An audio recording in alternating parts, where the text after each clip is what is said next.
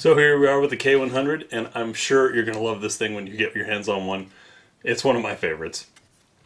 Taking it apart, you pointed out that it is a bit like a Makarov and that the slide comes back and up and off. That's true. The Makarov, remember, the trigger guard pulls down to disengage. Here we've got takedown levers, which is a modern thing. So of course, pull the hammer back first, check for clear. Middle finger in the trigger guard. This part took me a long time to get used to, just because I've always kept my hands away from the trigger at all times, unless I was firing. Middle finger in there lets you pinch on the takedown levers, both sides. Then you need to rest the gun against something steady, pull back and up, and the slide comes off. Pretty simple.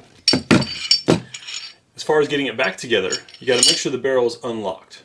It's slid forward like this. Part of how I do that is, and make sure it's not turned around, is I lock it, then rotate till it falls free, and leave it at that way. You've got to keep that barrel forward.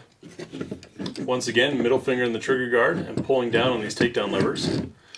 We got the spring and rod, pull back, and rest the slide back on the frame, and it's back together. So over time it does get easier, and not all the models, by the way, are decockers. This one has the safety, or not. It does not have a decock.